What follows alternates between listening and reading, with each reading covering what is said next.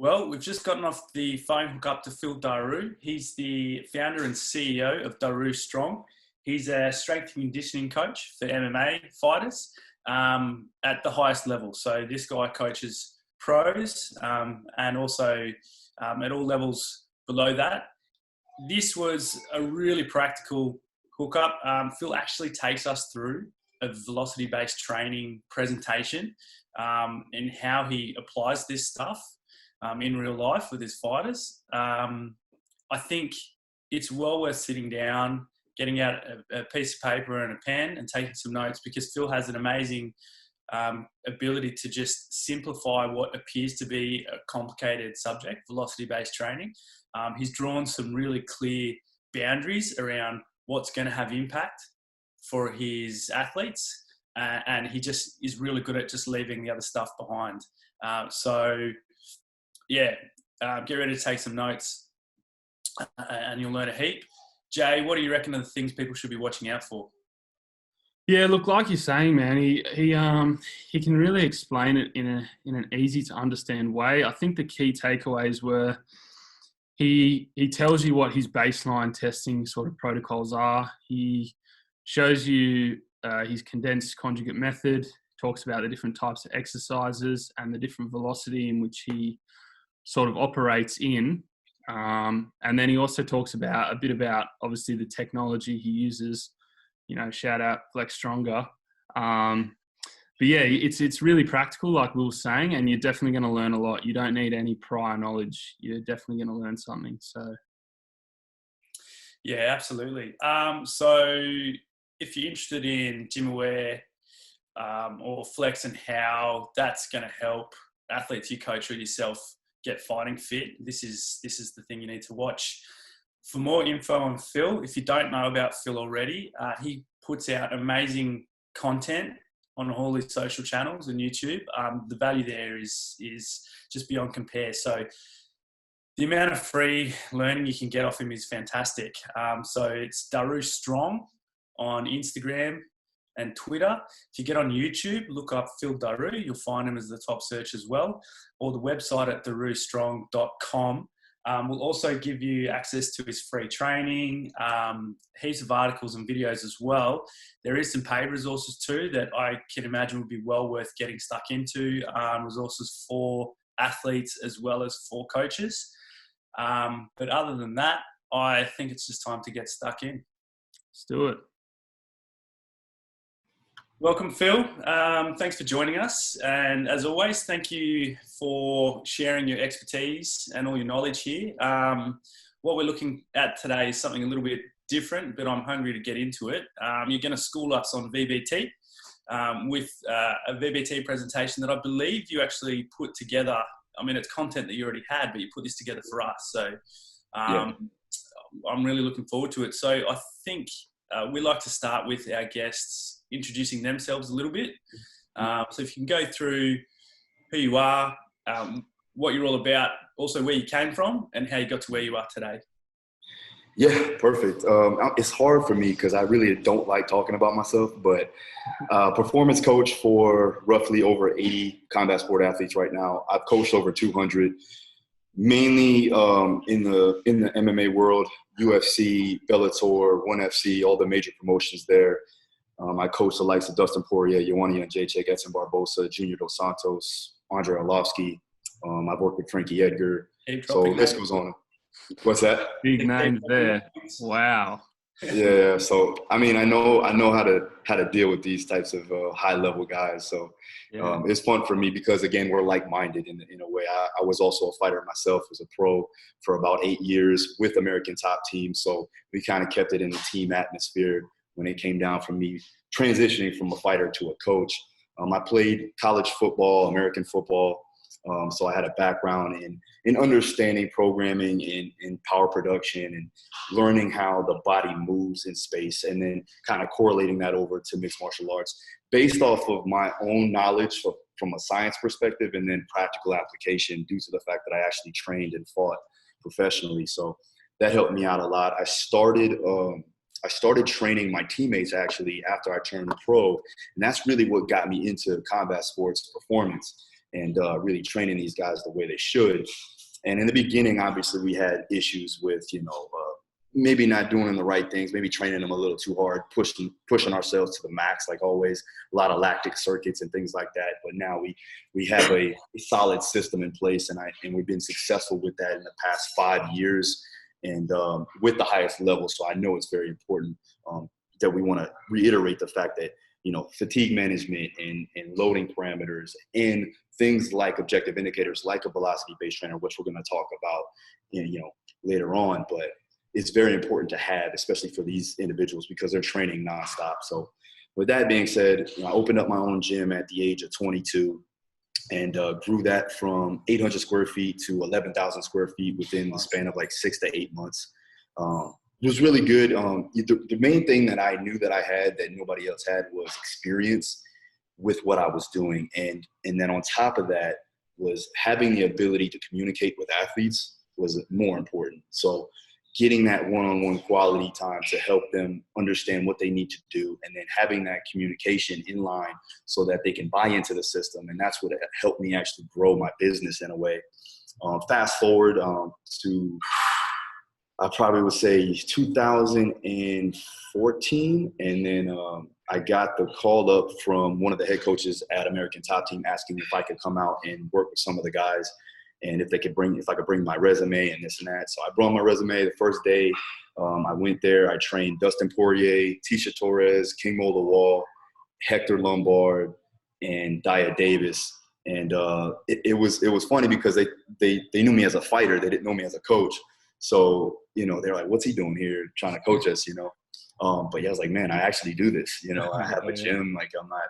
So it took about, I want to say, roughly a month and a half for me to actually get the full go ahead to coach the guys. And now I'm on salary there as a full-time coach. But I was driving, and I still do drive 90 minutes to and from the gym because I live, up north. So that commute actually helped me develop a lot more knowledge because, again, I have that amount of time to listen to podcasts, to listen to audiobooks, and it actually grew my knowledge base based on the fact that I had so much time in between, and I used my time very wisely. So that helped out a lot. I stopped fighting at the age of 26 due to concussions, mainly from the sport of from football, American football, just getting bashed every day, man. And every day I probably had at least one semi-concussion in practice and in games. And then, you fast forward, you do a sport like MMA, and you're obviously going to take some hits to the head too as well. So with the accumulation, I had about 8 concussions in general. With the accumulation of that, it was my time to call it quits and retire. Otherwise, I was going to have some issues down the line. So I made the decision to just go on coaching, also compete in BJJ and obviously powerlifting and strongman and strength sports. But when it comes down to true combat sports or getting hit in the head, at least, I'm not doing that anymore. So that's a good thing. Still getting paid. Actually get paid more. My first pro fight, I only made like $200. So getting paid more to just talk about training. So it's all good. It's not what people imagine when you say pro, is it? It's just not, $200 for a fight. And honestly, I was the main event in Louisiana. It's like a small town. It was in like a gymnasium. And I was the main event, my pro debut, and it was against a guy that fought in the UFC, Kurt Hollabaugh, who's one of the bigger names out there in Louisiana, along with Dustin. And actually, Dustin was there watching the fight, and I didn't even know that till later on. And but it was funny, man. I lost the fight due to an arm bar because I really didn't train jiu-jitsu then that much. Believe it or not, I was more of a striker, and I lost, and then. Like I got paid, it was $200 to show, $200 to win. I made $200 and then it cost me that much to get back on. So I made nothing, basically. Fighting in the amateurs again. So was this, what year was that again? Sorry, Phil? I want to say this was probably 2011. Okay, yeah. I was just thinking I've so my sort of exposure to MMA and UFC kind of goes back to when I was a young guy with my mates watching Ultimate Fighting way back. So like I can't say I'm an entrenched fan, but just been in and out watching it. And I just remember like the sophistication from Ultimate Fighting days all the way through to now, just like it's actually really interesting progression, because it hasn't taken 60 years or something of the sport for the coaching and the athletes to develop. It's more been like over 2 decades or something, or 15 years. So I was just trying to think, like when you're saying, I hadn't trained jiu-jitsu, I was wondering, was that because people weren't really throwing down on the mat, like in terms of grappling yet, or you just hadn't trained jiu-jitsu yet? Like my whole thing, when I was actually playing football, I was boxing on the off season. So I was more like a boxing fan. I came up and I did like Kempo karate as a kid. So I was more engulfed in the striking aspect. And then when I got to American Top Team, I actually met with Dean Thomas, and he told me that if you want to do this, to the degree of what you want to do, the magnitude of it, you're going to have to get on the mats and grapple. Yeah. And I was like, man, I really don't want to do that. Like, I just rather stand up and punch you in the face, So, but I found out, and I trained it, but I didn't train it. Like, I wasn't fully engulfed in it, and I didn't really take it too serious. And that was the issue, man. And I ended up causing me a fight. So now I'm full on with my son. Just passed by. You guys, he's getting his headphones. Go that way, bro. So yeah, like I decided, I was like, you know what? I gotta get this done. I gotta really hunker down and get this in order, because I wanted to get my black belt. So now I'm actually fully into it. I'm actually in the gi a lot more. Received my purple belt finally. I had my blue belt 7 years ago. Brought to me. Then you fast forward to now and only got my purple belt. But again, it was because I was fighting nonstop. So you really don't get in the gi. If you don't get in the gi, you're not really gonna, get your belt ranking up. So now I'm actually in the gi, working out and training consistently in jiu-jitsu, which is fun for me. Only unfortunate thing that just happened to me is I did tear my ACL trying to get out of a De La Riva guard. And so now I'm waiting to see what I'm going to do with surgery, because again, with the pandemic, we don't know what's going on. So yeah, been watching that journey, your rehab journey on social media. So all the stuff you've been doing in and around that injury. But we should bring it around to velocity, I guess. It's the name of the interview. Where I'm always interested by this, because like I've done the Australian equivalent of strength and conditioning coaching certification and personal training as well. And velocity is just not in it. You don't see it. Wow. So I had to stumble across velocity later on. So I guess I've asked this in our previous interview with the Giants, like where did velocity come into your coaching world, or did it come to you as an athlete?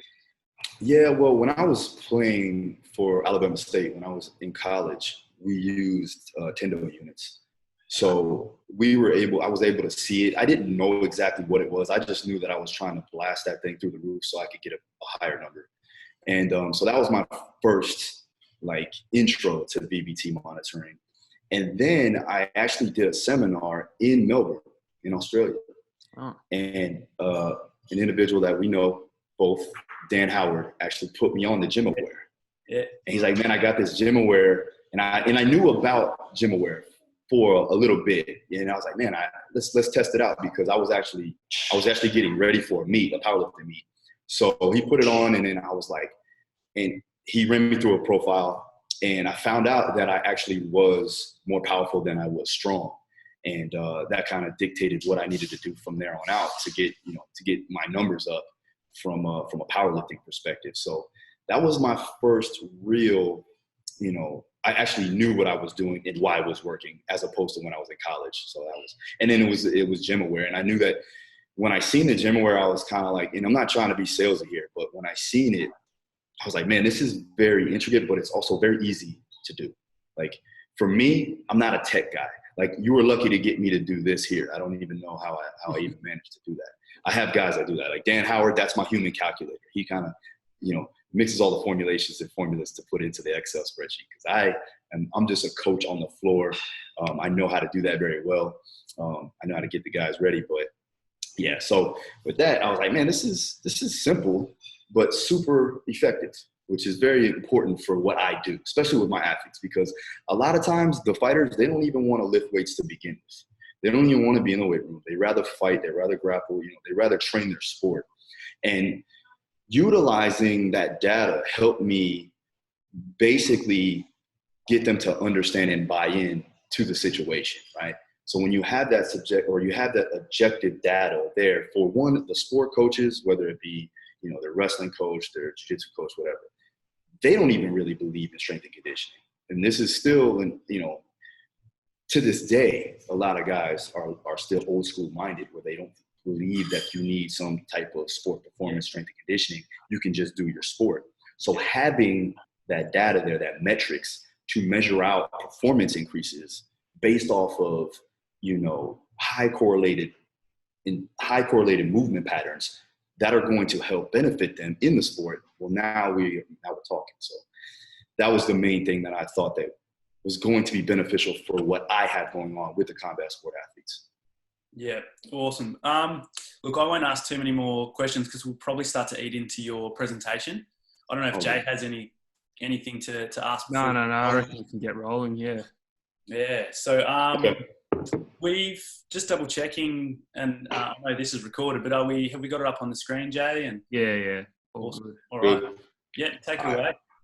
All right, cool. So I decided to name this one a practical approach to VBT. Again, because I'm more of that practical application. I know that a lot of coaches are digging the science and need to understand it, but also I want to make sure that it has that correlation to real-time on-the-floor coaching. I'm using the GymAware and even the Flex monitoring device for that practical application approach to measure out that velocity. So that's what we're going to talk about today. All right.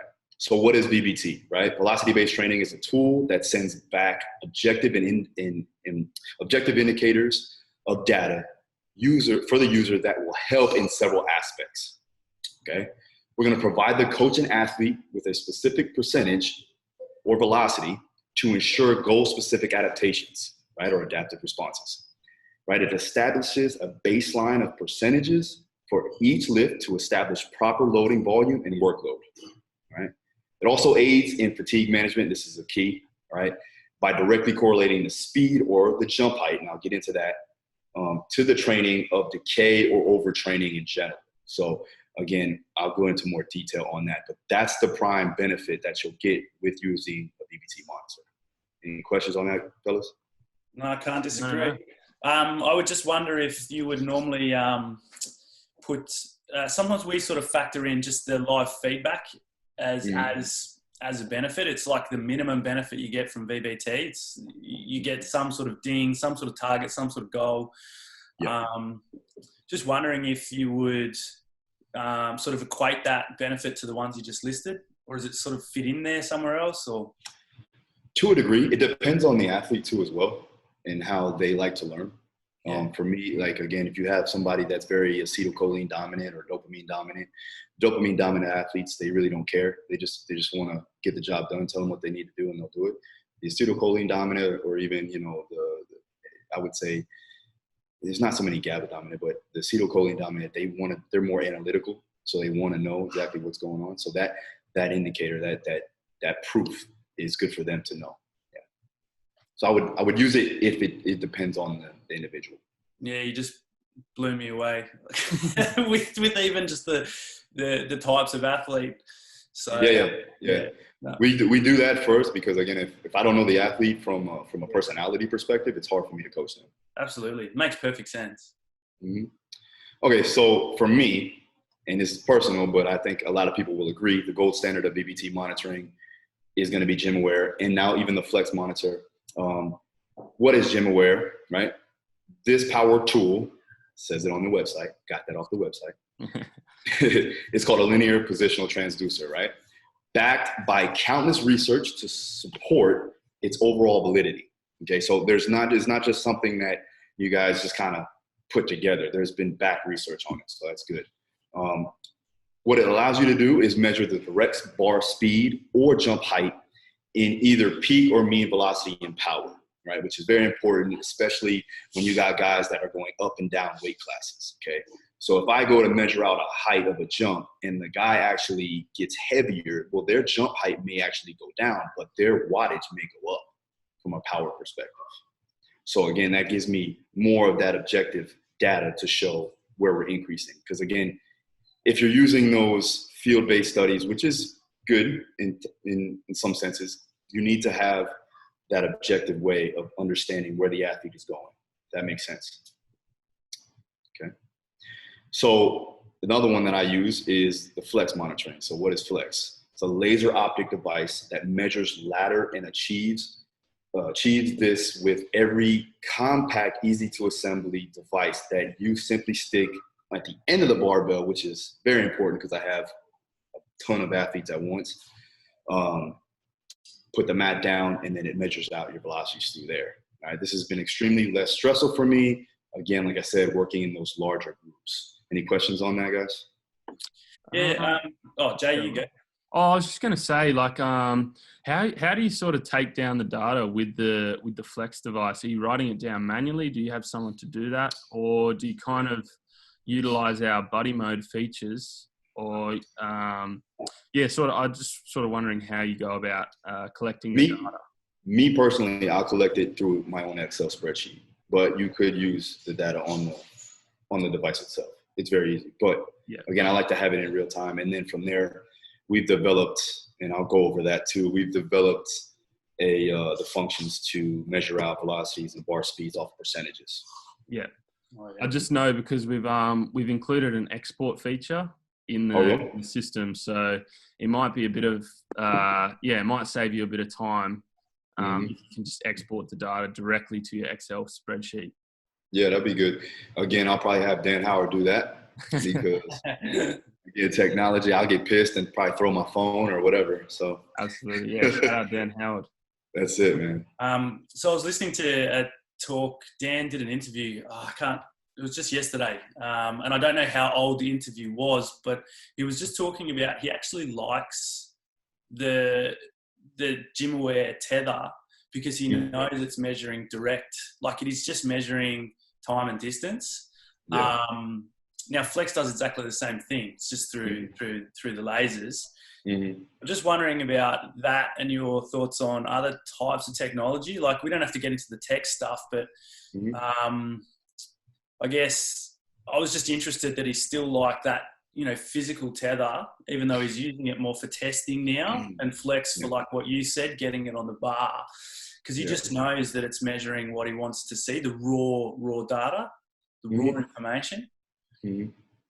Yeah, I mean, I like the tether device too, because I know that, and this is from a practical perspective, when I do landmine throws for indication of performance increases through what we do from a specificity standpoint, it can measure that more so than the Flex can because of that laser. So that helps me out a lot. It gives me more, variety to test them in that way. And so that's really why I like it too as well. But again, if I have 10 to 12 guys in a group, I'm going to need to have it easily assembled, in and out. I can use my phone. I don't have to use, my iPad or anything like that. And it's very hard for me because, again, I'm coaching all around. So I can't be in my phone. I can't be in my iPad trying to figure all these numbers out. I need to hit it.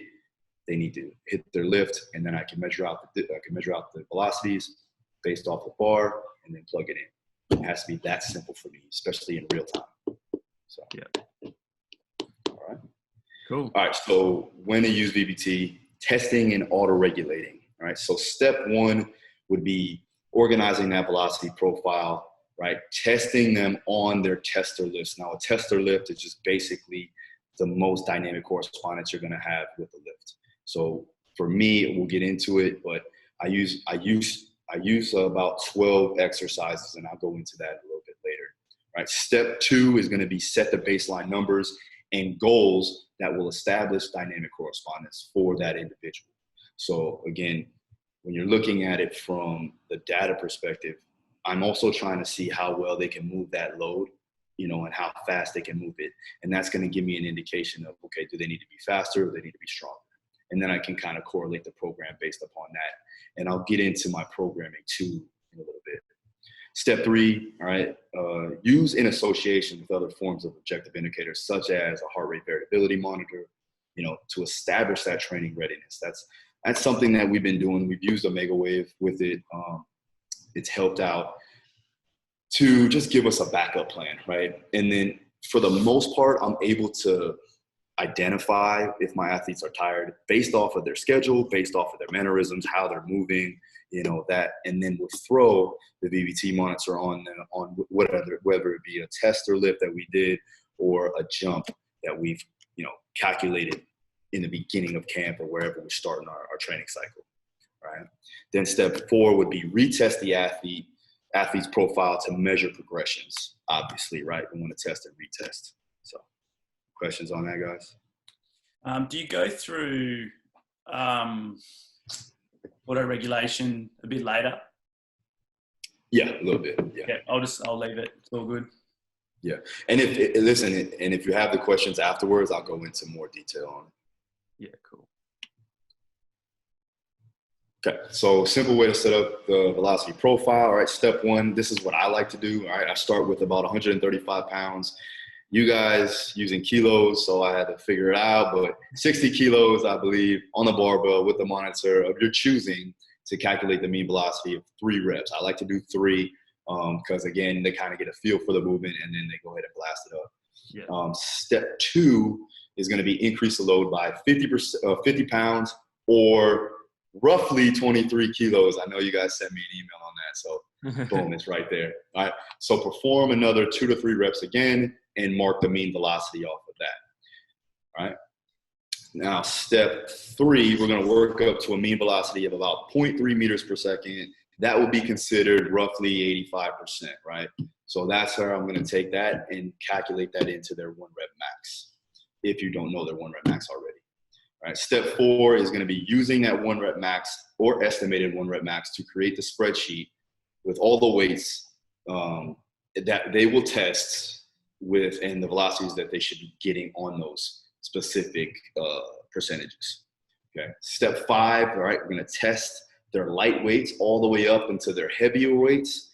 If they're under the projected velocity of the heavier weights but are accurate with the lighter weights, then they need to develop more absolute strength and vice versa. Okay. So that was one way. I had a question. Mark Bell actually asked me on his podcast, how do I find out and correlate if they're stronger than they are fast and faster than they're strong? And I basically said, it's like, I like to use the GymAware to utilize that. That's that, and then having a coach's eye to see speed on a particular percentage range. Yeah. So just quickly, what exercise was that for? That protocol? I'm gonna get into it. There's 12 that we like to do for upper and lower body. Right, and the weight will stay roughly the same? Yeah, well, it depends. Like a Zercher squat would be a lot different, especially for the females, Again, I put that in more for the males. The females, you can start them off at anywhere, I would say around 30-40% of their projected 1 rep max, and we go from there. Okay. So we usually start off with explosive strength and then work our way up. Okay. How to use the GymAware for auto-regulation. Here we go. So one way I found the monitor to be useful is the accuracy of identifying fatigue, right? This is done through a basic vertical jump that I use with a belt, and I strap the GymAware on the belt. Using that weight belt, I test the jump peak power and velocity. And then for the steps, I establish a baseline reading. I give the athlete about 3 attempts in the beginning of camp to explode on a non-counter movement jump and then a counter movement jump too as well. So I'll get both data readings there. Okay. Step 2, all right, once a training cycle or camp has begun and feedback you're getting from the subjective indicators, like, seeing them come in with, the bad coordination, or, they're just not as upbeat as they usually are. Or if you have them strapped to an HRV monitor, you can read that too as well. If it's reading negative again, then we place that back on the test, and then we'll go ahead and retest them on the VBT monitor. In step 3, identify the peak value of the 6 jumps. All right. If you have anywhere from a 10 to 20% deviation, then that's usually a sign that they're fatigued, and we need to auto-regulate the training from there. Make sense, guys? Yeah, that makes sense to me. Sure. So when I do, like, to explain it a little bit better, I just basically take a weight belt. I'll strap the tether unit on the weight belt itself. I'll have the device sitting in between their legs. Then from there, we either go from a non-counter movement jump in a quarter squat position and then a counter movement jump. And we'll measure that 3 times through. And then if they're showing high signs of fatigue, you'll just adjust their training to... That's my life, bro. That's my life. Every day. It's an everyday thing. Because if you're training, you know, how many people would you train in sort of the one session? Groups of 12, you were saying, large group? I mean, for the high level guys like Dustin Poirier, Joanna Jedrzejczyk, they'll usually train with me solo. So that's really good because I get to kind of just focus on them, especially because if they have a big fight coming up. But, you know, for the regional scene guys and even guys that are like in the top 10 in the UFC, you know, they'll be training with upwards from 8 to 12 other people. And that could be all different age ranges, experience levels, you know, women and men, you know. So it's have to make sure that I have a solid system in place so that I can auto-regulate and call that audible when the time needs, because they're coming to me with bumps and bruises every day. You know, they're training multiple times throughout the week. And a lot of the skills training that they're doing is highly lactic. It's highly intense. And a lot of them don't get adequate amount of rest either because, again, they may have to do interviews and things like that. And then also just the stress buildup of the entire fight, because the ramifications of it are so huge. I think that's one of the real good benefits of VBT is sort of, obviously, you know, it accounts for the stress in their lives. They might be, like you said, just got off a flight or had 5 hours sleep. They're dehydrated. You know, they've had a big session. With VBT, you can still give them a good workout, get the adaptation you want, but without fatiguing them to the max, like you were saying. So yeah, for me, that's massive. And I'm sure that's something that you've seen in your own training as well. Yeah, all the time. And that's why I say, like, further down, I'm going to talk about, like, why I use it for that specific adaptations. So, you know, but it definitely helps out a lot, for sure.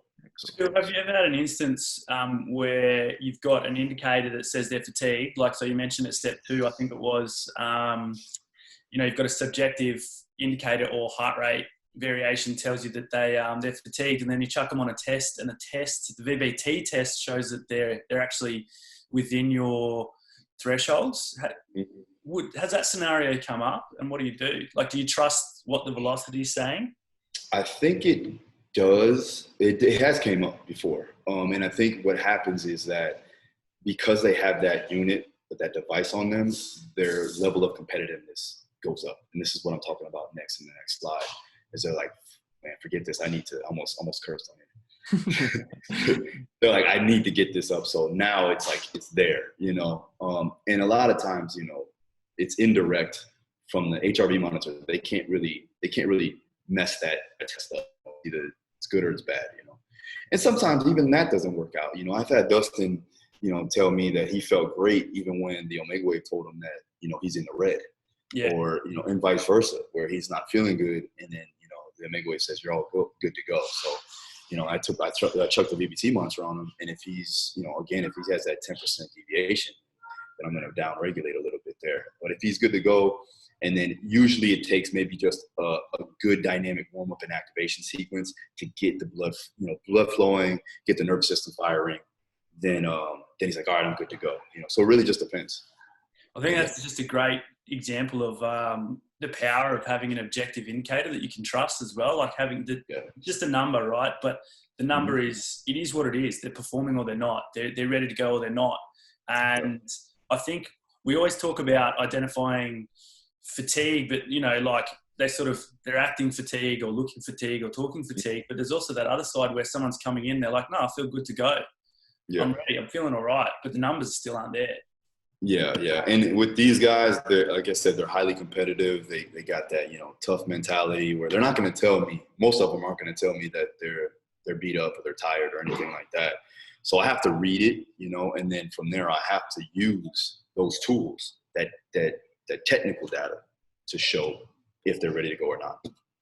One more really quick one. Do you find you have to, I'm I think I know the answer, but do you find you have to slow your fighters down with the data, or do you have to motivate them? Like, are you, because I know not all athletes are actually motivated to train every aspect of their training, right? So they might not like the gym work. So, but do you find fighters are more the type that you need to say, look, the numbers are just saying, the VBT data, the data or the heart rate data is just saying, we've got to slow you down?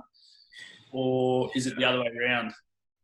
Well, the good thing about that is that I can blame the GymAware on me bringing them down, right? Because they don't want to. They're like, man, no, I could do it. And then they see another person blast it up, or like, they're doing a different exercise based upon, me auto-regulating that exercise or that tempo or that volume or intensity, whatever the case. And they're like, why am I not doing that? And it just, at the end of the day, I can use that as a means of like, listen, man, this is what it's saying.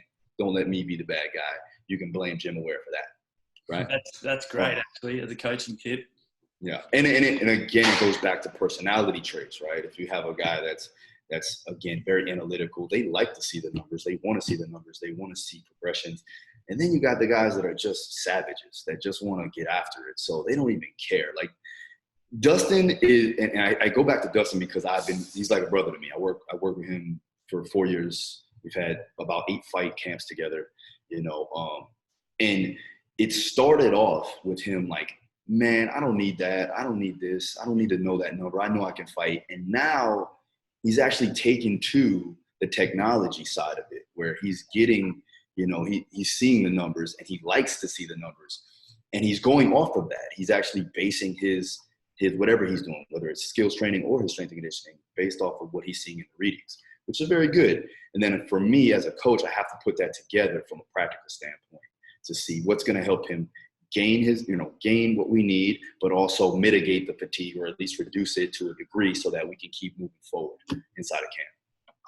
There's some good stuff. Do you mind if we keep asking a couple more questions on this? Yeah. Because this is another one I'm really interested in, is like that, I asked earlier about, as a coach, when did velocity-based training come into your life? Mm-hmm. But what about the athletes? So from the outside, I can say just, and this is just purely looking at social media and different like Instagram accounts, fighters just seem to be more ready to pick up technology. Like they're more ready to try new stuff. I don't know if that's actually what it's like on the inside, but when now you've got an established program, right? You get fighters in, they're going to listen to you and they're going to do what they're told. But early on, when you strapped one of these guys or girls to a little black box with a string, how did that go? Like, here's the thing. Like with my guys now, they know, and my girls too. I could say that to my people. I don't want to say that. Don't want to leave anybody out. They know that I'm constantly trying to evolve. So I always throw new things at them, and they're like my guinea pigs in a way. I hate to say it, but they are, and me, myself, I'm my own guinea pig as well. But when I did first throw that on them, they were like, what the hell is that? They're like, what do we do with that? And I was stopping them and telling them, okay, do it again, but make sure you're in line. And I'm like, making sure the bar path is straight and everything else. Coach, what are you doing? And then finally I got to sit down and educate them on what we were doing. And then they were like, oh, that's great. And then when I got them to see the measures, like off the velocities, then they were starting to try to blast it up. And again, that's when the technique and re-coaching them and using those coaching cues are going to be highly important, because again, they're competitive. And I get into that in this next slide too as well. But yeah, I mean, they took to it pretty well. Again, they were like, what is that in the beginning? But at the end of the day, they knew that it was going to help them get better. So they were really receptive for it. So is that sort of the education process? You sort of sit them down and do like a presentation on everything they're doing and why they're doing it? Is that how you go about it? Every day you should be doing that. As a coach, you're an educator as well. So like if you don't have, a proper way of communicating to that athlete and telling them why they're doing it and why it's important, and you don't have that, or you just say, because I said so, well, that's usually an indication that that coach sucks. So, having the ability to actually bring it down. And that's one thing that I had to really realize, because I do a lot of seminars now and I talk to a lot of high level coaches. So I forget sometimes that I have to bring that level of, I would say, I don't want to say jargon, but you know what I mean. I need to bring that down to their level so that they can understand it, you know, and I'm not going over their head and trying to big time them, because that's not the goal at all. I do want them to be more knowledgeable in this because, again, it's their career. But I also have to make sure that I'm, you know, relaying the information as positive as possible so that they can understand it to their degree. And then from there, if they want to learn more into deeper detail, then I usually obviously go all in. But for the most part, I'm trying to make sure that they understand what we do every day. Even if they don't want to hear it, I'm going to tell them. Because at the end of the day, my goal is when they're not with me, they can do this stuff on their own. And that's really what a coach is about, is teaching the athlete how to do the things that they need to do on their own without me, eventually, you know. Yeah. All right. Any more questions, Joe? No, all good. Feels like a seminar, but it's a webinar. All right. So again, it's a great tool for competition, right? So my fighters love to compete, like I talked about. And again, they wouldn't be fighters if they didn't want to compete, right? Or they wouldn't be fighters at that level, right?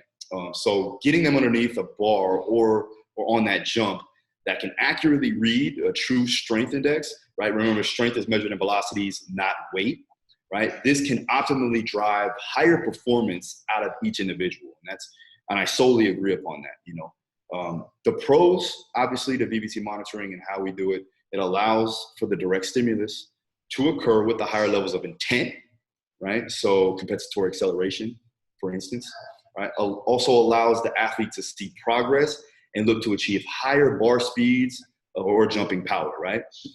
Now, the cons, like I talked about earlier, it could alter technique due to a heightened sense of urgency to win, right? And beat that little number, right? It may distort bar path due to increased neural drive and even that psychological inspiration, right? And that's usually what happens. So that goes back to your proper coaching, making sure you give them an efficient lift, or let's say a very simple lift that they can do so you can get the proper reading without having too much technical breakdown, right? All right, no questions on that, guys? We're good. Oh, that's perfect. All right. Okay, so how do we put it all together? Now, this is my programming based off of what I've established over the years. And remember that I have, and this is strictly for MMA. Now, it differs from like my boxing athletes and my judo practitioners and my BJJ guys because they have a little bit more time in the weight room. But for my MMA guys, we only really have 2 days a week primarily to train them. So I had to condense the conjugate method. Obviously, I'm wearing a West Side shirt. Louis is one of my mentors, so we run the conjugate method. But I needed to make sure it fit the mold of what I was going to do for my own situations and my own circumstances. So we use a condensed conjugate method, and this is basically something that I came up with. The program consists of 2 max effort upper body and lower body days, or submax, right? 2 dynamic upper and lower body days, right? And then 2 explosive strength days, all ran concurrently with that same model and integrated into the energy system training, again, because we have that limited time. So I have about an hour to train them. We got to make sure we maximize our time efficiency, right? Does that make sense, y'all? Yeah. Yeah. Okay. So day 1 is going to be dynamic effort, upper, max effort, lower, right? So we split up into quadrants, and then day 2, 72 hours later. So for me, it's Tuesdays and Fridays, right? We do a dynamic lower, max effort, upper. Again, each day will be broken up into quadrants, like I talked about, to maximize time efficiency, and then also be able to work around the skills training because they're doing a whole lot of that. Okay. Now, how do we integrate the program with velocity-based training? Now, utilizing the GymAware or the Flex, depending on where I'm using it at, I can calculate direct velocities to establish specific adaptations for each special strength, right? So again, if I'm working dynamic effort, I know we need to work in 0.8 meters per second in that range with the allotted volume necessary to get the adaptations, to get that stimulus, and to get that progression, right? We work off 12 tester lifts. Sorry. For both upper and lower body, these will be the lifts that we use to identify transfer and overall performance progressions. Okay, and I'll get into those. These will constantly vary though because we are working conjugate in the camp itself to avoid accommodation and keep adherence to the training. Again, because my guys, especially the MMA guys, They like to do multiple different things. That's why they're in MMA. Otherwise, they would just box or they would just do judo or whatever, you know. So they need to have that constant stimulation and new variances there so that it doesn't get stale. Now, I'm not saying that we just, you know, go random with things. We have a set system in place. You know, we do a 4-week and a 3-week. So we'll do a 4-week progression with variations on each week of the max effort. So we switch the max effort, use 4 variations. And then for the dynamic effort, it's a 3-week pendulum wave, just like regular conjugate. Make sense, guys? Yeah.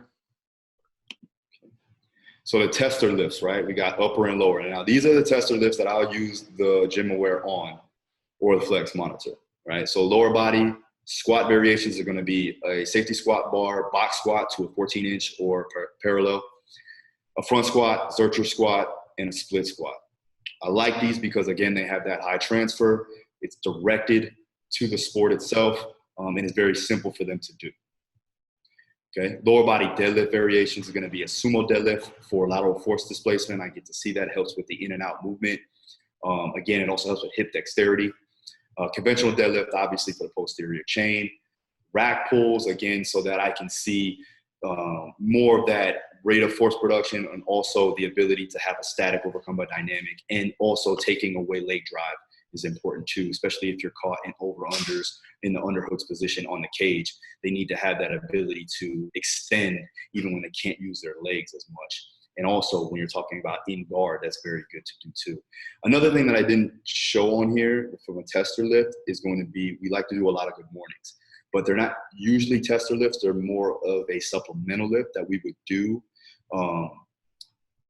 for, let's say, a restorative day, or let's say a repetition effort day. And I can get more into detail on that. That's real deep in the conjugate. Do you measure that one though, Phil? Do you get the GymAware?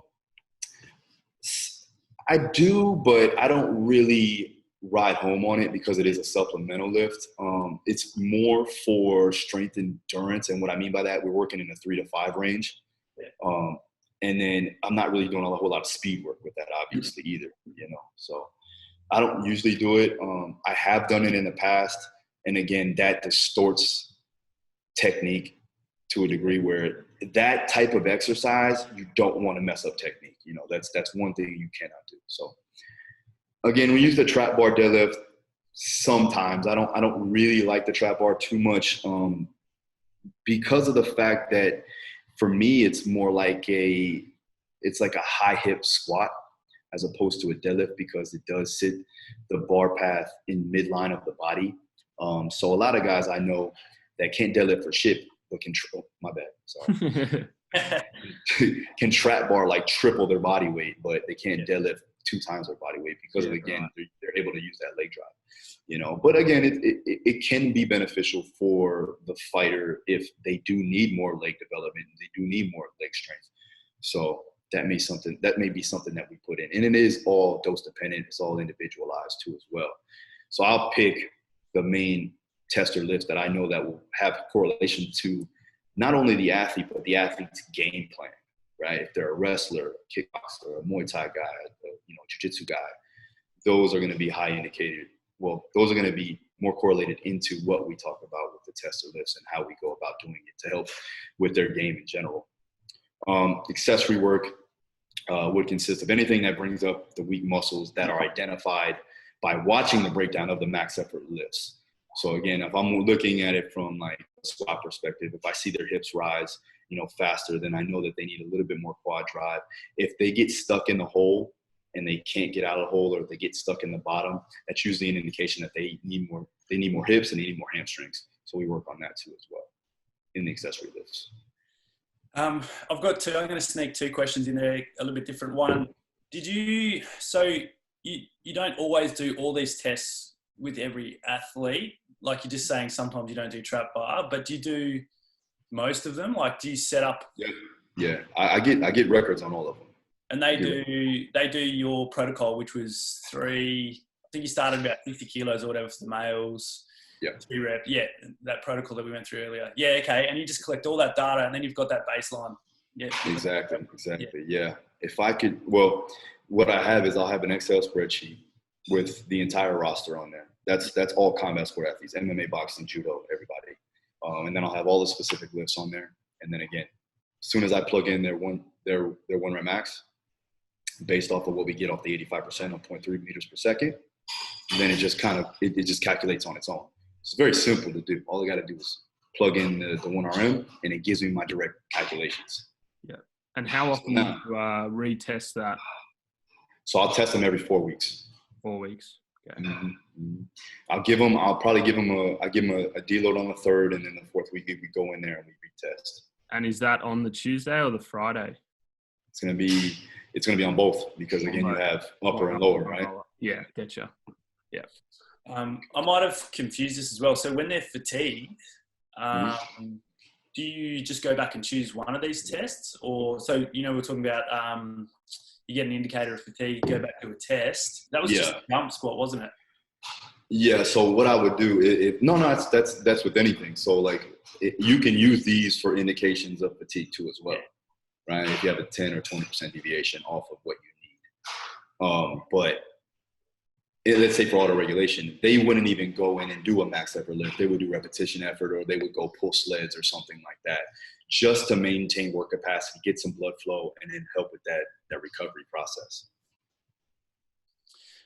The other one I had was, I just saw, I don't know if it was recent, you put up something on one of your social media platforms, and someone asked you about floor press. It's not VBT related. I just thought it's an opportunity to explain why floor press is in there. Yeah. So, again, we talk about simplicity. We talk about efficiency. A lot of my guys are kyphotic, have very poor external rotation in the shoulder. And to stretch them out in a bench press, again, we're looking at joint prerequisites. So if they don't have the proper joint prerequisites to get into a position without load, I'm not going to load that pattern. So a floor press is just, again, from a correlation standpoint, our guys aren't going to be bringing their hands back too far like that, especially if they're throwing their strikes. They're going to keep their elbows inside and throw their punches. So again, if we can work primarily the anterior delt and tricep, that those muscles are going to correlate over more to punching power than the entire the chest and everything else there too as well. Plus that overstretch, we don't want to overstress the individual too as well. So, but if they do have optimal range of motion, then we can do a bench press. We can do an incline press or something along the lines of that. But it all is dependent upon the joint prerequisites of the individual. Yeah. Right. And what sort of speeds are you working around? If you could just sort of touch upon that primarily. Yeah, so dynamic effort, we're looking anywhere between 0.75 to 0.8 meters per second. And from a percentage perspective, I do use accommodated resistance too as well. So we will do 50, 55, 60 plus 25% band tension. Yeah. Okay. And as far as everything else, obviously, with explosive strength, we're working in the 30 to 40% range, anywhere from like 1.5 to 2.2 meters per second is really where we're trying to look for. And, I use, if they're higher level, like a lot of my guys are somewhat beginners in the weight room. So we use a lot of mid-ball throws and jumps for the explosive strength work. But if they are higher level, like for instance, like a Will Brooks or a Walt Harris, like these guys have already been in the system for a long time. They're very highly athletic. Walt Harris is a heavyweight in the UFC, and he can jump on a 61-inch box. That's he's 260 pounds. So, that's very impressive. Yeah. So for him, like I can get him doing those higher level movements underneath a bar or with load in the 40% range of their bar or their bar lifts, per se. As far as Olympic, and I want to go with Olympic lifts too. As far as Olympic, I was going to say Olympic lifts. Yeah. So I knew I was going to. So again, Olympic lifting is a speed strength sport in general, right? When you look at velocities, especially the first pull, the second pull is more explosive strength, it's a lot faster. But again, if you put side by side a power lifter going down in a squat and an Olympic weightlifter, guarantee you that power lifter is probably going to come up faster than the Olympic weightlifter based off of the entire lift itself. You got a squat, you got a power clean, or you got a power clean jerk, right? So with that being said, I have to make sure that one, again, we talk about the joint prerequisites. If they do not have optimal mobilization in each joint, right, we can't load that. We can't put high force, high velocity into that path or into those joints, because you're just going to cause further injury and problems down the line. Again, it's very highly technical. So I don't have a whole lot of time to be teaching them that technical of a movement, because again, they have to learn so many other techniques in their skills training. For me to take away from that, then, you know, that would be disadvantageous for them, because again, they have to go on the mats and learn their sport as opposed to getting in there and learning a highly technical movement like an Olympic lift. So there's certain ways that you can still work speed strength and mimic Olympic lifts with med ball throws and box jumps and other moves like that. Now we will do, you know, a hang pull. We will do a hang shrug or something like that. That's fine. But catching the clean, we really don't get too far into that. Cool. That was one of our questions. So that's good that you've answered that. Definitely. Yeah. And honestly, like for me, I'm not an Olympic weightlifter. And from my experience, like and I've done this in college, man, and I had coaches in college that couldn't even spell the word power clean, but, you know, they were teaching us, you know. So like for me, if I'm not efficient in it myself, I'm not going to go ahead and coach it. You know, I know how to lift. I know how I competed in powerlifting. I competed in strongman. I even done a bodybuilding show, believe it or not. I know these, and then I know, yeah, and then I know proper movement. I know, you know, mobility movements and things like that. One that's going to enhance movement quality, coordination, proprioception. But when it comes down to that specific sport, that's a sport in itself. So, you know, I stay clear of that. If the athlete knows how to do it efficiently, and I'm like, okay, that looks good, then we can work on it. Like we can put that into play. Mainly in the dynamic effort days where we're working on speed strength. But that's about it for that. Okay. All right. So let me see if this plays. I'm going to show you guys a video that we did with GymAware. This is on my YouTube channel. But this is basically going off of my 1 rep max from my previous meet. And Dan Howard actually sent me over the direct correlation. So you guys can see the numbers increase and how I actually got a new PR in this video. So let's do it. See if I can play it. All right, hold on. See, this is why. Might have to slide. Yeah. No, here you go. Oh yeah, sweet. You're good. Cool. I can go like this.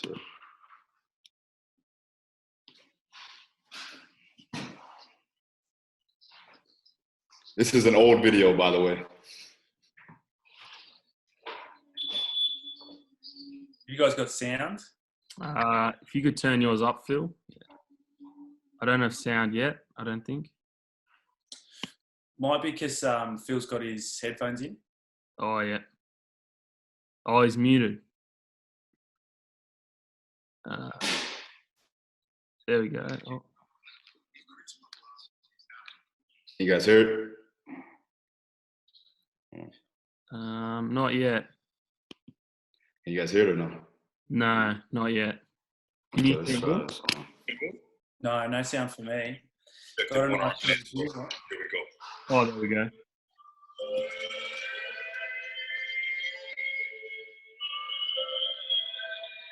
You got a seat there?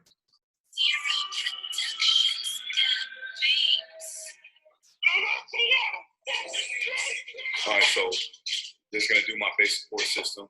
Just trying to get mobility into the ankles and the knees and into the hips. After that, we're gonna go ahead and work off of 20% on my 1RM. We're gonna work our way up off the velocities. So I'll go 40, 60, and then 80. And then after the 80%, if I'm moving it faster than 0.4 meters per second, then we're gonna increase it by about 5 to 10%. So I can see my new projected 1RM going into this new training camp that I'll be doing, get ready for Battle of the Bay in February. Very long time, so we got plenty of time to work. But I'm going to be using the GymAware to help with autoregulation and also to see performance increases. So here we go.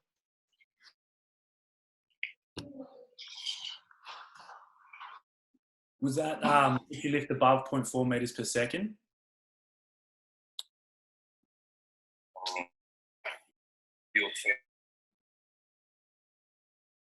Yeah, the videos. I think we might have just lost Phil there for a second. I think he was saying if he lifts above 0.4 at 80%, he will then go on to do about 85% or 90%. Yeah, but I think we've just lost. Can't have any dead air. Got to get him back. Get him back.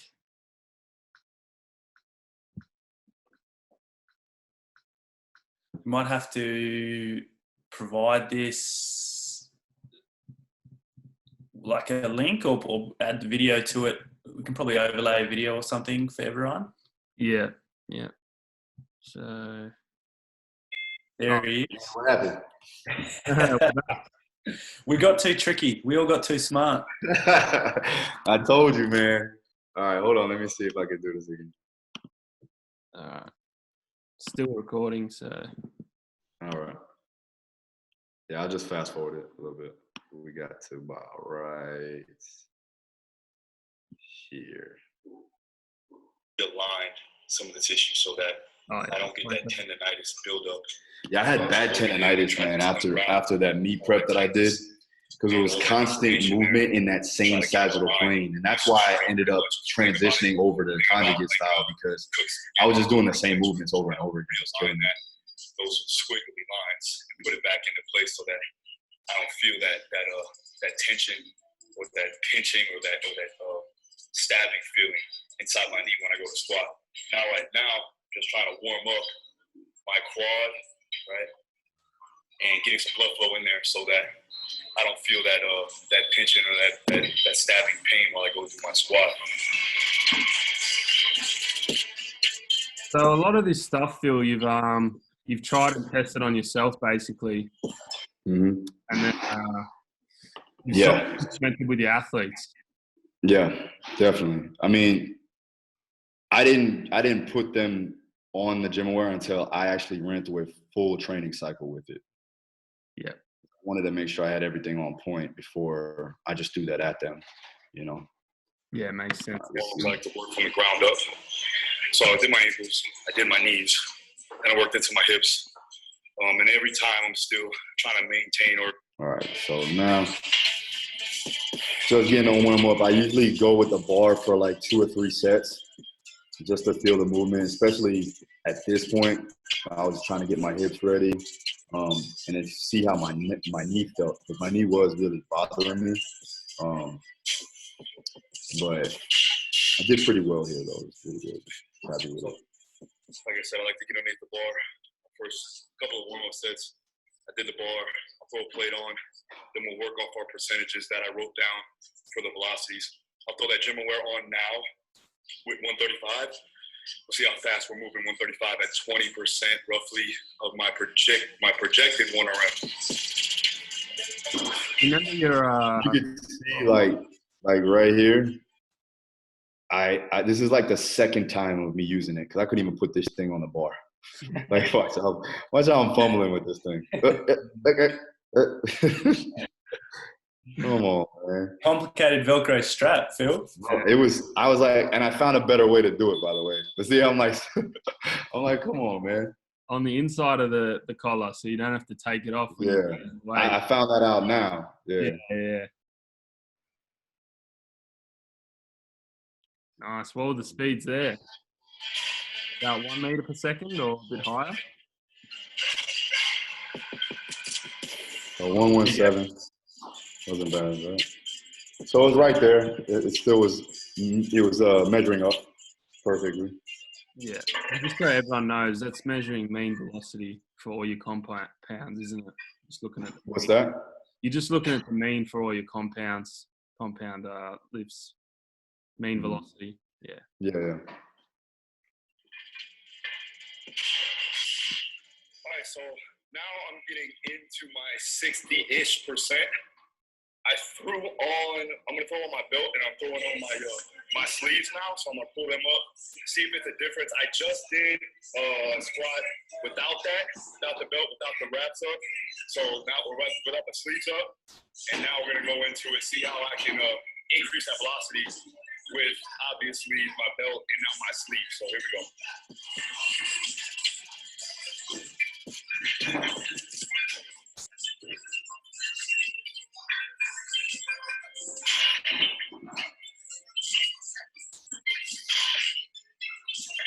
Do we get the speeds for this one?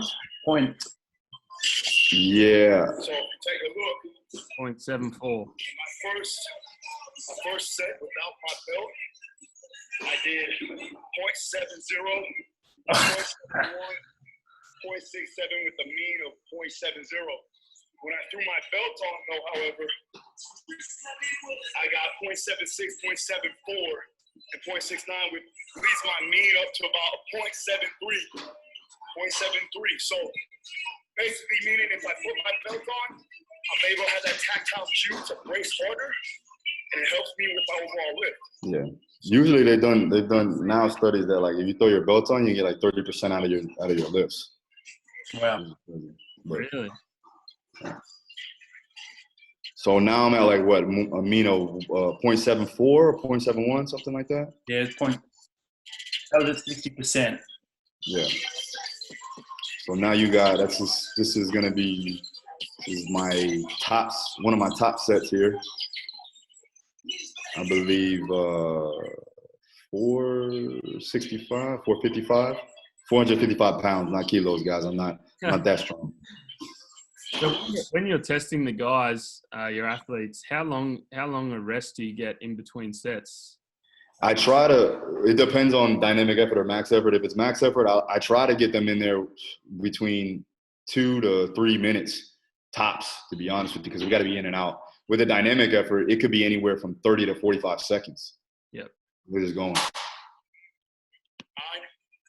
that's above 0.4. So we are going to go up about 5 to 10% and try to get a new PR from these velocities. Let's do this shit. So this is a PR at 80%, 80, 85? Is that right? I think so. I believe so. Huh? My mean was 0.49. So that's above 0.4. So we are going to go up about 5 to 10%. So 0.49. At 80%. So it's going up 5% or 10%? I went up 5%. So it should be at about a 0.4 now. Yeah. Yeah, this is where it ends right here. Yeah, right. Probably reinforce it. There's just for anyone who doesn't know that the relationship between percentages and velocity. So the reason you can do this testing is because that relationship's there and it's fairly stable. So we know you're getting stronger if you're going to lift faster at the same weights. Yep. Hence the reason why I say, strength is measured in velocities, not weight. Yeah. And just so everyone knows as well, if you do have a GymAware, you can do this prediction online. It calculates it all for you. Phil likes to write everything down manually in his training things, but there is another way to do it as well. Yeah. So let me see what I ended with here. I'm going to go up though because I did 0.43. 0.43. 2.5 more pounds. So I chipped it up just to hit a PR. Just a little bit. Well, I'm going to be a bit cheeky and say because of the technology you're using, you can trust those numbers. Like the error margin is exceptionally low. So you got 0.43, it's pretty much 0.43. I have to say there is other technology out there that the error is quite large. So if you get 0.43, you don't actually know that it's 0.43. It could have been 0.5, 0.32 or something. Yeah. So cheeky plug for GymAware from the GymAware guy. Yeah, that's what I was saying. Like the accuracy is always on point for me. So I'm glad. And using it with so many athletes, man, you're going to need that, especially if you're trying to mitigate injury and not kill them, Yeah, and program off the numbers as well. You can see on a second breath. So my left knee valgus. I just stopped right there because my knee was giving out a little bit on that one. So then we ended it. I ended at what was it? I think it was 0.39 or 0.4, something like that. Yeah. But I ended it there, and that's about right because I hit like a 590 squat and sleeves in the meet. So I ended up getting a little bit over than what I was projected, and then worked out the programming based off of that. And then we use the GymAware for the dynamic effort too as well. So it was well worth it. Now this one is with Alessio Sakara. He's a Bellator fighter. We already had his baseline readings. Now he's working through strength, speed, and speed strength ranges in about 9 weeks out from his fight. So this is pre-camp, but I just wanted to get him acclimated to the condensed conjugate. So let's see if this plays here. And Dan Howard was actually with me on this day. So, and again, also I'm working on technical efficiency. We use the Flex monitor device. Obviously, you guys see that now. Yeah, that's the Flex on the bar. Mm-hmm. And a lot of it from here is just recalculating his technique, you know, because I was trying to get the direct readings. Yeah. And so how, in terms of his max with that exercise, like what percentage or what speeds would he be moving that weight around? Are you sort of more focusing on technique work there at the start? Yeah, that's technique. Like we worked our way up. I was just trying to get a feel for the movement for him. And then we worked our way up to about 85%. Okay. So right around, 0.62, 0.59. I think we increased it from here, obviously, because I wanted to get about 0.5 at that point. Right. Yeah, see, it's 315 on the bar now. Yeah, and like you're saying, the good thing about the Flex is you can just throw it on the bar, hook it up to your iPhone, away you go. Yeah. And here, like, again, just real-time coaching, looking at him not being able to activate the glutes and hips appropriately, work on that lateral force displacement. So try to activate it as much as possible, cue him on, you know, driving his back into the bar or back away from the bar so he can get that neutral spine alignment. Now, this one is primarily speed strength, and we're doing a ballistic style bench here for reversal strength. So again, I'm looking at somewhere at least around 0.8 to 1 meter per second, or 0.8, 0.75 at the lowest. Right? And that's why I dropped the weight back down, because it was a little bit lower. So 3 reps? Yeah, so we'll do like 9 sets of triples. And that's primarily going to be on the pressing movements, right? Was that your spreadsheet? A bit of a glimpse at the secret spreadsheet? Yeah, that was one of ours that we used for him. Let me see if I can go into my sheets here. Okay, so here's one that we have developed for the entire roster. So we have, well, not even the entire roster. We got still about 50 more fighters I got to plug into this. But we got their squat, their bench, their deadlift, all of that, all their tester lifts in there. And then from here, we plug in the specific weights based off of their percentages. Okay. So. And if someone sort of signs up to your coaching program, will they get access to all this stuff, or is this just sort of specifically for you and your? You mean for the fighters if they sign up for my coaching program, or nah, for the coaches? Yeah, they'll get all of these templates, all these methods, all these protocols. Pretty much all these Excel spreadsheets they'll have access to. So that's primarily. Stop the sharing. It's primarily what I use, but in the mentorship program that I have, we have like 300 coaches in there. They'll get the full breakdown of the condensed conjugate method. They'll get, a full breakdown of my assessment protocol, from a physiological assessment all the way out into a mental assessment and then psychological assessment as well. We also do the Braverman's test to measure out, the personality traits. So I show them how to do that. And then also they'll learn how to properly cue. And then as far as from a business side, we also talk about, having your own business or owning your own business and running it appropriately, especially on the online sector too as well. Okay, yeah, we'll be sure to leave the sort of the details for that down in the comments of this video. So should we sort of move to the Q&A side of things, Will? You probably, Yeah. Yeah, definitely. Let me just pull up. yeah, I can sort of go. That one. Yeah, so you did kind of answer this sort of stuff, but just to reiterate, so I've got a question here. It's like, yo, I'm quite a big guy and I'm pretty strong, but I definitely need to work on my speed. So in terms of velocity-based training, first of all, what exercises should he do to increase speed? And then the velocity and rep ranges. And then also, how long would you do the speed cycle for? Well, for me, again, like I said, I run conjugates. So dynamic efforts and explosive strength efforts are going to be in there throughout the entire year unless they are developing a base of strength, which he says he already has. So with that being said, you want to work on jumps and throws. That's going to help with overall explosive strength. And then if you want to work from the velocities perspective, obviously you want to stay above 0.8 meters per second. I would honestly like to see the guys, especially if they're more stronger than they are fast, work up into, either the 1.0 to 2.2 meters per second range. And I would do that at least 2 times a week. And then also do a ton of volume on your jumps and throws.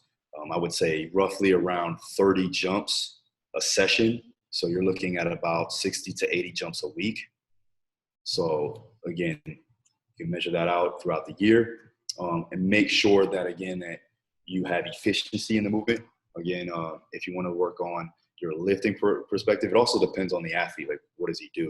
Could be a power lifter, could be, combat sport athlete, whatever the case. But I would find out the direct correlated, exercises or lifts that you want to get faster in, and then, work it from there. Cool. Yeah, cool. I'm paraphrasing. So we got this question in. I'm paraphrasing it a little bit. We sort of talked about how you test all your fighters, and then you go off what you're seeing. But this question's about trying to link any VBT-based prescription back to the opponent, so your fighter's opponent. So I guess you're doing some sort of strength weakness analysis, and then going, look, we know our guy or girl's strong here, but relative to this fighter, they may be weak in this area. And I think this question's getting at maybe a real-life example. Like, have you ever done that sort of assessment and then said, look, we need to train you in these velocity zones because your opponent's relative to you at this point? Yeah.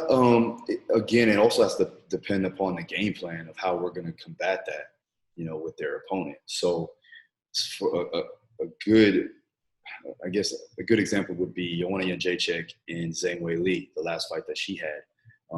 Obviously one of the greatest fights in female Ever. In any fight history, really, to be honest with you. But we knew that Wang was going to have a significant power advantage. So we needed to improve upon her power and her strength. So we worked in more of that speed, strength, strength, speed, and absolute strength ranges. But before that, though, I did a field-based test on her, and we did a 10-20 split test where we measured out her speed over her force production, and she actually needed more speed in certain areas. She needed more speed in her legs as opposed to her upper body because she's so used to throwing a lot of strikes. So what do you do from there? Well, we work absolute strength in the upper body, more directed, or strength speed in that range, and then we work more speed, strength, and explosive strength for the lower body. So again, we broke it up into quadrants. Now, you could still run it as a condensed conjugate model, but you would just directly correlate, whatever ranges you need to have based off of your velocities for that particular day or whatever. That makes sense? Yeah. So, I mean, for let's say, for instance, the first 4 weeks of training is usually the time where I can do the most. The last 4 weeks is really tough because they're cutting weight, skills training is starting to pick up. There's a high amount of lactate accumulation due to the skills training itself. So what I need to work on, getting closer to the fight is more of that explosive power and speed strength ranges. But I also did contrast sets to allow for that ability to still have force production and explosive power in there mixed in. So we do a lot of isometrics, overcoming isometrics into pins. We call it static dynamic work or dynamic isometrics, or Hoffman method, you would call it, to maintain strength, maybe even increase it, force production, due to the fact that it is isometric tension. And then we work right into that contrast set to work on explosive power. And we did it in all different ranges of motion and different exercises to induce that. Just going back to that Joanna example, how did you sort of know that she was weak in a certain area? Do you have a baseline to test against, or is it just kind of like what you see? Both, so we run a 10-20 split test, which is basically a 20-yard sprint. Yeah. And I measure out the times. And then from there, I'll see exactly, okay, is she speed deficient? Is she force production deficient? But that was a sprint. That's on the legs. But when we did her velocity profile with her close grip bench press, then we've seen that she needed more absolute strength. So again, we correlated both of those. Cool. I've just got one myself. Sort of where, I know you said you listened to a lot of podcasts, and also you had a lot of time to, do that on your 90-minute journey to and from work. Is there anywhere that you went to learn about velocity-based training? So, and is there any mentors that you sort of? I mean, a lot of Brian Mann stuff is obviously going to be good. That was primarily who I looked at, and then even Dan, Dan is a wealth of knowledge when it comes to the technology side of things. And so I'll go to him for most of it too as well. And then it's me, it's just trial and error. It's just kind of learning on the spot, Also, who does a lot of it right now, also was coached by Chris Duffin, who uses a lot of velocity-based training for his programming too as well. So all three of those guys, including, what I'm doing on the floor, definitely helped. Yeah. So if you, for people out there listening, you'd sort of recommend going to those guys for a bit of guidance? Yeah, I mean, those are the guys that are putting out the best information on the topic, in my opinion, from what I see. For on that though, how much does Velocity comprise your coaching mentorship program?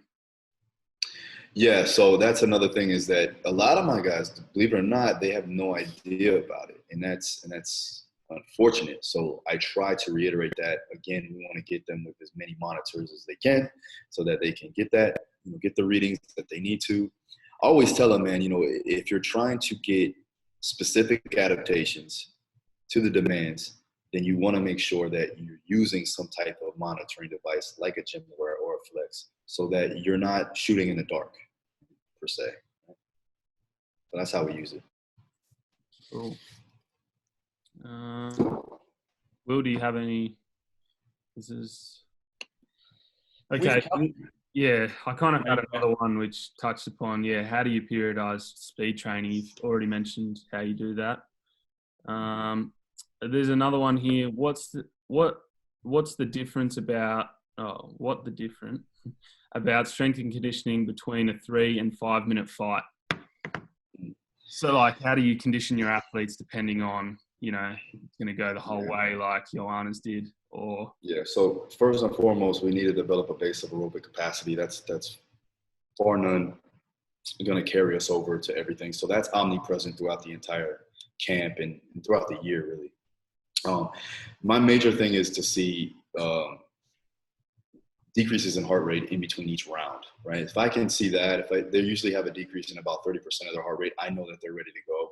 And that's a good indication of them actually being in solid conditioning, right?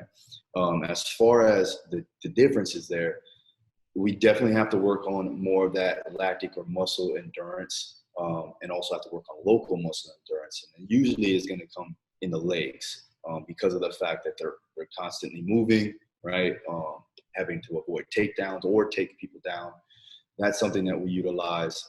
Building up, it all starts in off camp. We build up a large base of GPP. So we want to make sure that they have the general capacity to do work.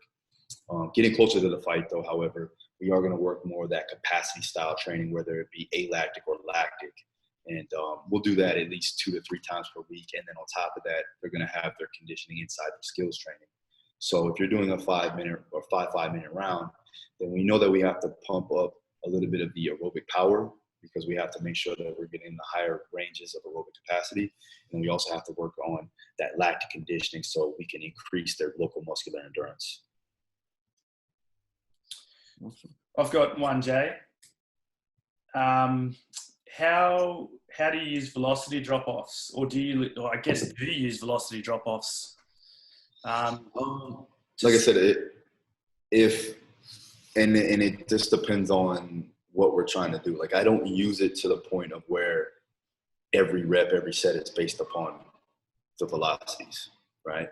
I get the adaptation. I find out what the percentages that we need to work on. And then from there, we do our sets and reps and finish it off. So I don't use it as that, to that degree, to see drop off like that. But again, if you're looking at deviations between autoregulation, then that's what I would use it for. Cool. Yeah, I did have another one. How long can you stick to a same velocity range and keep increasing the weight?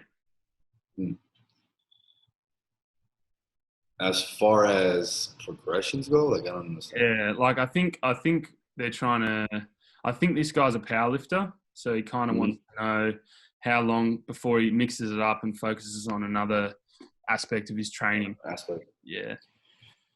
Well, I mean, you have to look at percentages. So if he's hitting, let's say, his old 85% of 1RM and it's up in the 0.75, 0.8 range, then obviously we want to increase the load because you are getting stronger because it's based off of the velocities again. So yeah, that could be the indicator. Again, if you're looking at it from what percentages, you got to measure it through intensity zones. So again, if you're faster with the weight that you should be slower in, then obviously it's your time to increase the weight. Cool. I've got another one.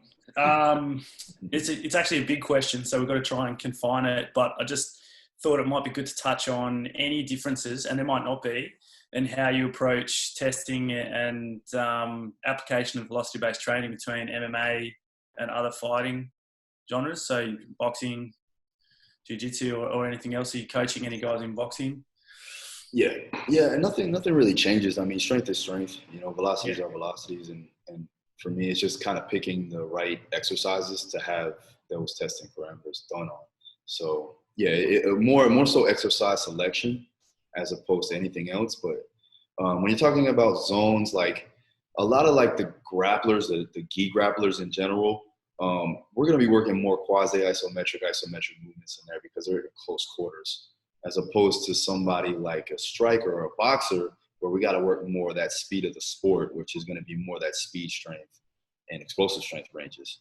And you got to do that for a long duration. So repeated sprintability is important too as well.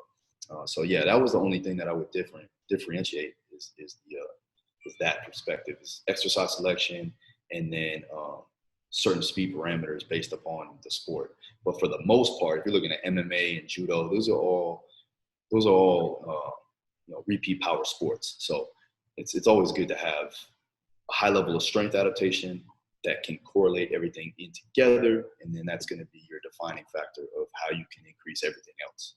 Just like aerobic, right? If I have a large aerobic base, if I have a large ability to take in and utilize oxygen, now all the other systems can help with that, because again, you're able to buffer out lactate, you're able to reproduce ATP, so on and so forth. So same thing.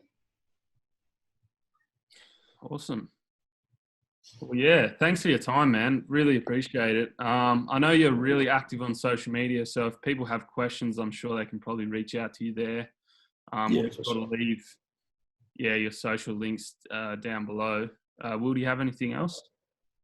No, that's it. I just also offer you, Phil, the opportunity to tell us and tell everyone that watches this where to go for more from you. Like, where do they go to get more coaching content, sign up for your courses? Where would you want them to go next? Just go to my website, darustrong.com, DARUstrong.com. My Instagram is Daru Strong. My Twitter is Daru Strong, so fairly easy. And then my YouTube channel, Phil Daru Strong too, as well. I have a lot of videos on my YouTube channel as well. So that's it. Anyone that's serious about fighting should definitely check you out. Definitely. Oh, I'm not even like I said. I've just been following along sort of from the sidelines, and I love watching your content It's just good quality. It's interesting. So if anyone's kind of even half interested, they should get on there. And you give so much value, I think, as well. Yeah. So it's well worth checking out. I appreciate it, guys. Thank you. I appreciate it, man. Well, we'll be in touch anyway. All right, sounds good, y'all. Stay safe over there. All right, man. It was fun. Talk to you guys later. Thanks, man.